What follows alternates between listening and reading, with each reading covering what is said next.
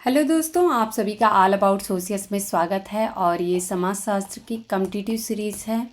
इसमें आज हम लोग लुई विर्थ के बारे में डिस्कस करने वाले हैं। तो अगर लुई विर्थ की बात आती है तो जब भी हम लोग अर्बनिज़म को पढ़ते हैं, नगरीकरण को पढ़ते हैं, तो वहाँ पे लुई विर्थ को हम ज़रूर पढ़ते हैं। तो यहाँ पे आप लोग आज डिटेल में समझेंगे कि लुई विर्थ का क्या योगदान रहा है समाजशास्त्र में, और इम्पॉर्टेंट जो बुक्स हैं वो कौन कौन सी हैं, इनके क्या कॉन्सेप्ट रहे हैं। तो आज हम लोग इनके बारे में डिटेल में समझने वाले हैं। तो चलिए हम लोग लेक्चर प्रारंभ करते हैं। यहाँ पे आप लोग लुई विर्थ की इमेज देख सकते हैं। कंटेंट जो है वो हिंदी और इंग्लिश दोनों में अवेलेबल है। डिस्कशन हम लोग हिंदी लैंग्वेज में करेंगे। हमारे इंग्लिश लैंग्वेज वाले जो साथी हैं वो आप लोग यहाँ से कंटेंट जो है वो एक बार समझ लीजिएगा, रीड कर लीजिएगा, लेकिन डिस्कशन जो है वो हम लोग हिंदी लैंग्वेज में करेंगे। तो चलिए हम लोग प्रारंभ करते हैं। लुईस विर्थ, इनका जीवन काल जो है 28 अगस्त 1897 से 3 मई 1952 तक रहा। यह एक अमेरिकी समाजशास्त्री हैं और शिकागो स्कूल ऑफ सोशियोलॉजी के सदस्य थे। तो यहाँ पे दो फैक्ट ये निकल के आता है। पहला तो ये अमेरिकन समाजशास्त्री हैं, और दूसरा कि ये शिकागो स्कूल से संबंधित हैं। तो शिकागो स्कूल ऑफ सोशियोलॉजी के ये सदस्य थे।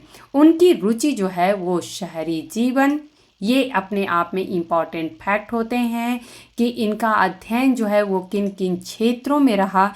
तो उनकी रुचि जो है वो शहरी जीवन, अल्पसंख्यक समूह व्यवहार और मास मीडिया में थी। और उन्हें अग्रणी शहरी समाजशास्त्रियों में से एक माना जाता है। तो मैं आप लोगों को पहले ही बता चुकी हूँ कि जब भी हम लोग शहरीकरण या फिर अर्बनिज़म को हम लोग पढ़ते हैं तो वहाँ पे हम लोग लुई विर्थ को ज़रूर पढ़ते हैं। ओके, उन्होंने अपना अधिकांश शैक्षणिक जीवन जो है वो शिकागो विश्वविद्यालय में बिताया था। वह अंतर्राष्ट्रीय समाजशास्त्रीय संघ के पहले अध्यक्ष, ये एक इम्पॉर्टेंट फैक्ट है, ये आप लोग ध्यान रखिएगा कि इंटरनेशनल सोशियोलॉजिकल एसोसिएशन जो था उसके वो पहले अध्यक्ष थे 1949 से लेके 1952 तक। और अमेरिकी समाजशास्त्री संघ के 37वें अध्यक्ष के रूप में इन्होंने कार्यभार संभाला था, तो जो कि 1947 में था। ओके, यहाँ पे आप लोग देख सकते हैं इंग्लिश में लुई विर्थ टाइमलाइन अगस्त 28, 1987 to May 3rd, 1952 was an American sociologist and member of the Chicago School of Sociology. His interests included city life, minority group behavior, and mass media, and he is recognized as one of the leading urban sociologists.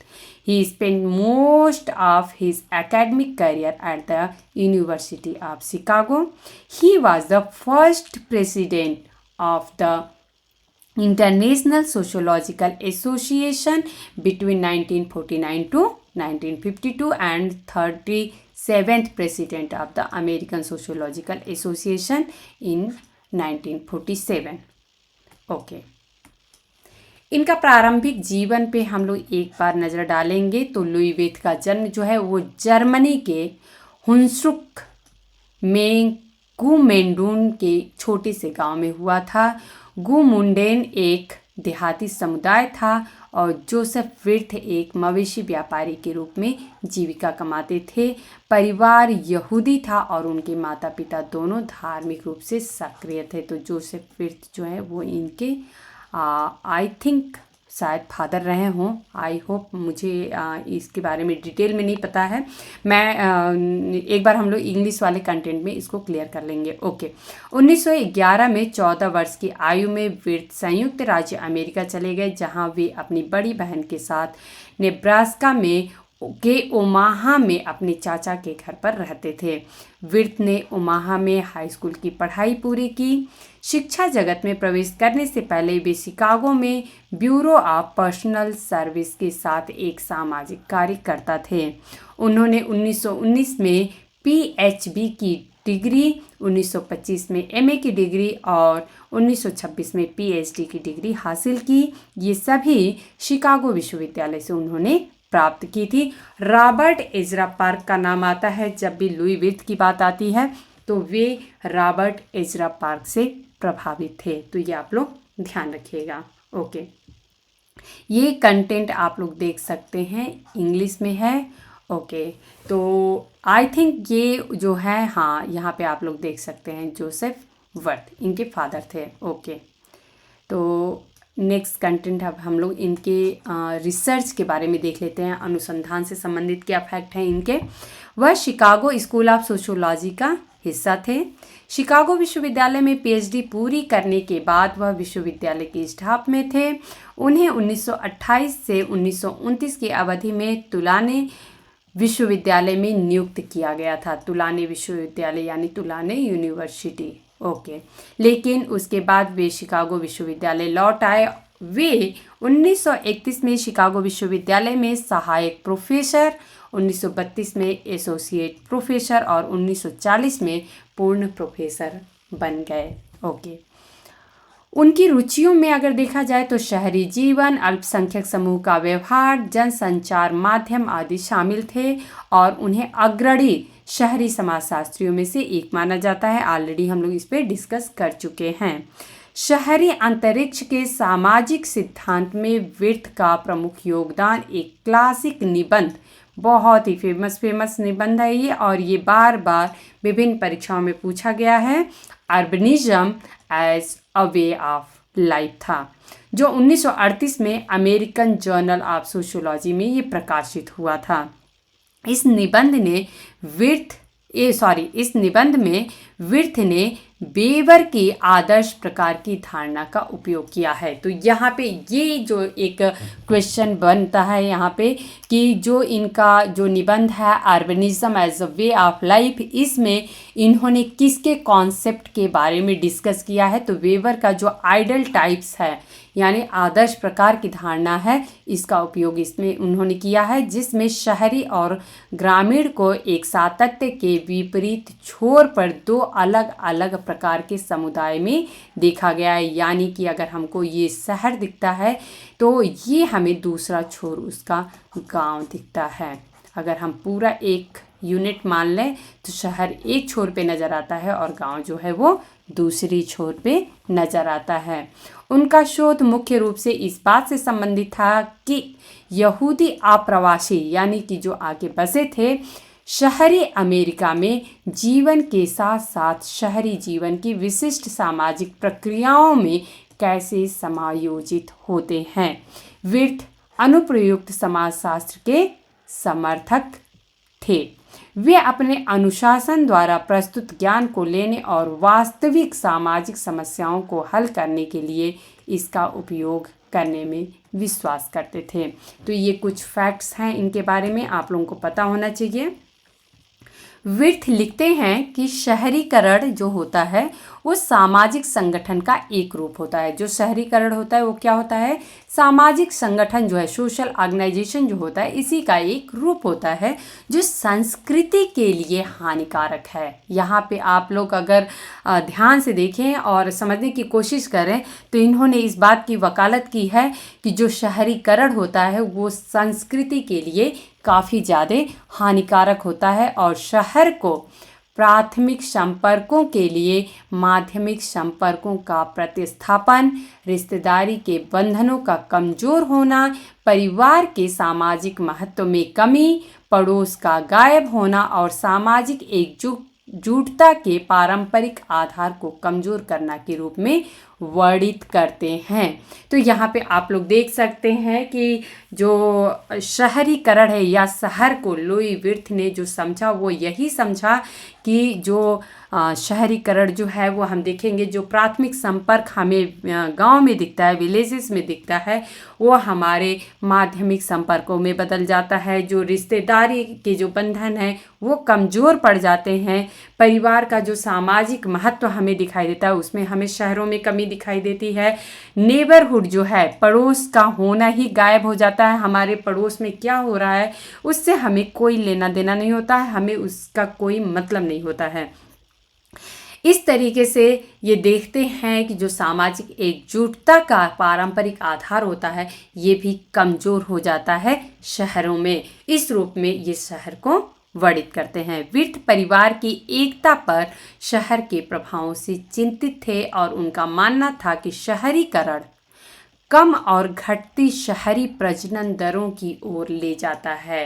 परिवार छोटे होते हैं और अक्सर देश की तुलना में बिना बच्चों के होते हैं। यानी अगर कंपेयर करें हम शहरों में देखेंगे तो आज का जैसा आप लोगों को माहौल दिखता है, हर घर में 1 या 2 बच्चे दिखते हैं, जबकि वहीं पे गांव में ऐसा कोई रिस्ट्रिक्शन हमें नहीं दिखता था और पूरी चहल पहल जो है वो हमें दिखाई देती थी। विर्थ के अनुसार विवाह स्थगित होने की प्रवृत्ति पे है। यानी विवाह जो है वो ऐसा लगता है कि इसका स्वरूप ही चेंज हो जाएगा। तो ये विर्थ आज से लगभग 100 साल पहले ये बात कहते हैं, जो कि आज हमें सच होती दिखाई देती है। और एकल लोगों का अनुपात बढ़ रहा है, यानी कि लोग अकेले रहना पसंद करते हैं, जिससे अलगाव और बातचीत कम हो रही है। लेकिन विर्थ ने शहरी जीवन के सकारात्मक प्रभावों पर भी जोर दिया है। उन्होंने कहा है कि हमारी सभ्यता में जो विशिष्ट रूप से आधुनिक है उसकी शुरुआत महान शहरों के विकास से सबसे अच्छी तरह संकेतिक होती है। ऐसा हम देखते हैं कि जो भी हम आधुनिकता को आज हम देख रहे हैं तो इसकी अगर शुरुआत हम देखें तो महान शहरों के विकास से ही संकेतित होती है। महानगरीय सभ्यता बिना किसी संदेह के सबसे अच्छी सभ्यता है जिसे मानव ने कभी विकसित किया है। शहर हर जगह स्वतंत्रता और सहिष्णुता का केंद्र रहा है। प्रगति, आविष्कार, विज्ञान, तर्कसंगतता का घर या सभ्यता का इतिहास शहरों के इतिहास के संदर्भ में लिखा जा सकता है। ये एक बहुत ही फेमस कोट है लुई विर्थ का, जो कि आप लोगों को ध्यान रखना है। अगर ऐसा एग्जाम में पूछ दिया जाए कि यह कथन किसका है कि सभ्यता का इतिहास शहरों के इतिहास के संदर्भ में लिखा जा सकता है, तो ये कथन जो है वो लुई विर्थ का है। ओके। अल्पसंख्यक समूहों की गहन सामाजिक समझ जो विर्थ ने अमेरिका में एक यहूदी आप्रवासी के रूप में प्रत्यक्ष रूप से प्राप्त की, उसे समाज में अन्य अल्पसंख्यक समूहों की समस्याओं को समझने के लिए सामान्य रूप से लागू किया जा सकता है, जैसे कि जातीय अल्पसंख्यक, विकलांग, समलैंगिक, महिलाएं और बुजुर्ग, जिनमें से सभी ने भी मेज़बान समाज के अधिक संख्यात्मक रूप से प्रमुख सदस्यों से पूर्वाग्रह, भेदभाव और वंचितता का सामना इन्होंने किया है। तो चाहे हम विकलांग को देखें या जातीय अल्पसंख्यक समूह होता है या समलैंगिक जो हैं, महिलाएं जो हैं, बुजुर्ग जो हैं, ये सभी कहीं ना कहीं कुछ पूर्वाग्रह, कुछ भेदभाव और वंचितता का सामना करते हैं और या अभी भी कर रहे हैं। यानी कि अब भी ये हमारे समाज में, हमारी सोसाइटी में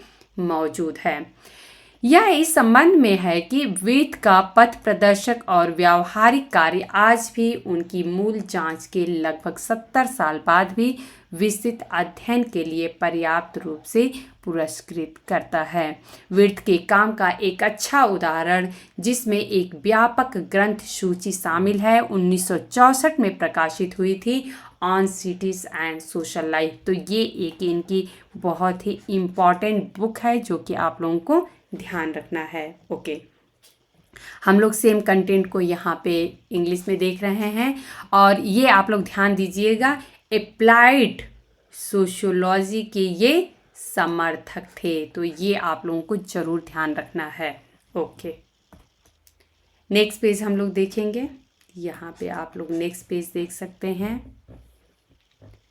ओके। और ये लास्ट पेज। ओके। इसके बाद से हम लोग इनके कुछ इम्पॉर्टेंट बुक्स हैं उसके बारे में हम लोग डिस्कस करेंगे। तो सबसे पहले इनकी मोस्ट इम्पॉर्टेंट बुक दिखती है घेटो, द घेटो। घेटो पे इन्होंने अध्ययन भी किया था। तो आप लोगों को पता है कि घेटो क्या होते हैं। ये एक जो जैसे कि वहाँ के मलिन बस्तियों में लोग रहने वाले होते हैं, उनकी अपनी एक अलग संस्कृति होती है और उन्हें घेटो के नाम से जाना जाता है। तो उसी पे इनकी ये बुक आती है 1928 में, द घेटो। ओके, नेक्स्ट देखेंगे प्रीफेस इन्होंने लिखा आइडियोलॉजी एंड यूटोपिया का, जो कि कार्ल मैनहीम के द्वारा लिखा गया है। Next, types of nationalism, the urban mode of life, तो ये आप लोग 1937 में यहाँ देख रहे हैं, लिखा गया है। Okay, most important book urbanism as a way of life, 1938। ये एक ऐसे था, तो ये आप लोग ध्यान दीजिएगा, ये एक ऐसे रहा है। Okay, social interaction, the problems of the individual and the group, 1939। 1940 में ideological aspect of social disorganization. Okay, the urban society and civilization, ये जो है 1940 में ही पब्लिश होता है। नेक्स्ट हम लोग देखेंगे moral and minority groups. Next 1941 में the present position of minorities in the United state, तो यूएस में जो प्रेजेंट पोजीशन है माइनॉरिटीज़ की, ये बुक लिखी गई है 1941 में, तो उस समय के रेफरेंस में ये बुक है। Okay, race and public policy, ये जो है 1944 में। Group tension and mass democracy, ये 1945 में ही ह्यूमन इकोलॉजी करके भी इनका लिखा गया है एक बुक जो है। ओके, 1945 में the problem of minority groups, तो आप लोग देख सकते हैं माइनॉरिटीज़ पे भी इनका काम रहा है। अगर एग्जाम में ऐसा पूछ दिया जाए कि क्या लुई विर्थ जो है वो माइनॉरिटीज़ का भी अध्ययन किए थे, अल्पसंख्यक समूह का भी अध्ययन किए थे, तो आंसर होगा yes. Okay, next 1946 a sociologist looks at the community, 1947 American sociology. Next हम लोग देखेंगे ideas and ideals as sources of power in modern world, 1947। 1948 consensus and mass communication, तो यहाँ पे आप लोग देख सकते हैं मास कम्युनिकेशन पे भी इनका स्टडी रहा है। 1948 world community, world society and world government, तो ये आप लोग ध्यान दीजिएगा, ये एक इम्पॉर्टेंट आप लोगों को बुक दिख रहा है, ये आप लोग ज़रूर याद रखिएगा। और ये आई होप कि हो सकता है किसी भी एग्ज़ाम में ऐसा पूछ दिया जाए, क्योंकि एक डिफरेंट बुक है। World community, world society and world government जो है वो किसके द्वारा लिखी गई है या किस थिंकर से संबंधित है, तो ये लुई विर्थ से संबंधित है। Okay, 1951 the significance of sociology.